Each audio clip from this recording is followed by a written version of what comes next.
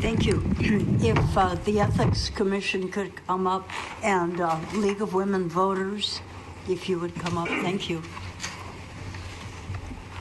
Okay. I have a, and I'm sorry, HSTA, where'd you go? There you are. Just taking a quick sip of liquid, huh?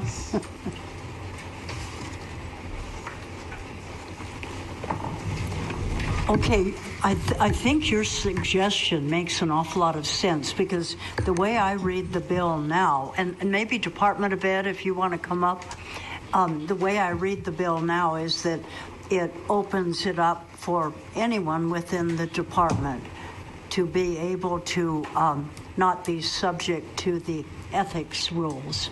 And I don't think HSTA wants that, and I would hope the Department of Education wouldn't want that broad.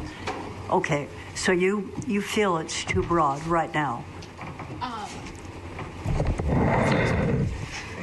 Thank you, Representative. As far as whether the bill as written is too broad or not broad enough, we would actually defer to the committee and to other testifiers. Our bottom line is that we'd like some kind of a solution to allow our teachers to be able to take students on their trips. Okay, well, so saying that, Department of Education wants the teachers to be able to take the kids on school trips, on educational trips. I think that that's what everyone wants to accomplish, but I don't believe that we want to pass a bill that would really gut the ethics laws for everything.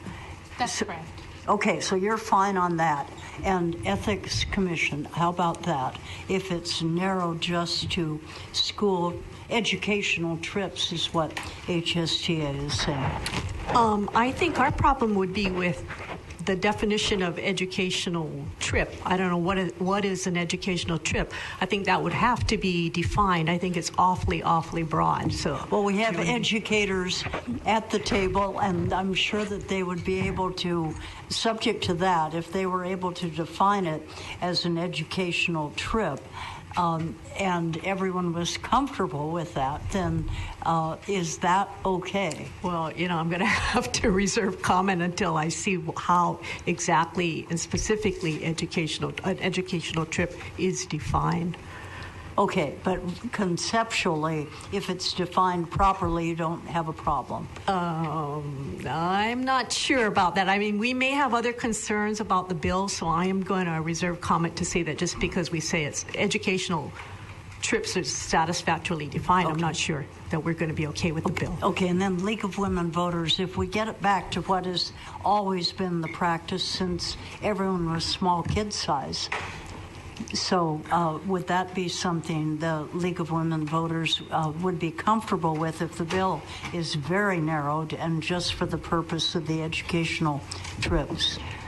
The League believes that the teachers' travel expenses are a legitimate expense, but we don't think this bill is necessary because the Ethics Commission has already suggested at least two ways that the teachers could continue to take the trips.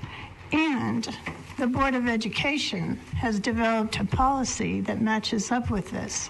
So we don't think there's any need to pass a new law about it. Okay, then is the bill necessary? Absolutely. And if you could explain why. But convince your colleague to your right there. The Board of Education policy does not deal with all types of travel. And I'll give the example of a teacher at my school who taught French. And she took her kids, and during spring break, instead of taking time off, she took the kids to France. That would have not qualified under the Board of Education policy. And the Ethics Commission's, I'm sorry, they live in a world I don't live in, where the DOE has lots of money to give teachers money to spend on their travel. That doesn't occur either. Unfortunately, in Hawaii, with our buildings falling down and we can't find teachers, there's not enough money around for student travel. And so the option is for these trips not to occur, or teachers, and some of these trips, kids have fundraised for an entire year to take them, and those were canceled. So we don't live in that world, and so teachers have been oftentimes, parents parents have wanted to give the teachers money to go, and they've been told they can't do that either. Okay? So, unfortunately, the Ethics Commission's ruling has put us in this very uncomfortable position that we didn't want to be in. So the question is, at the end of the day, how do we get to the point where we can resume this travel? And so we're trying to specifically in this bill keep it towards educational travel, and there is a bill that went through this committee before that's still alive in the Senate as well. And then how would you define educational travel? The way we have it right now, and we did submit an updated testimony, but this is the way we have it. Educational travel means intrastate, interstate, or international travel for public school students designed to enhance student learning. So it would be only for that specification, public school students that was involved in learning. Okay. And do you want him to repeat that again? No. You got it. Okay. Thank you very much. Thank you, Chair. Okay.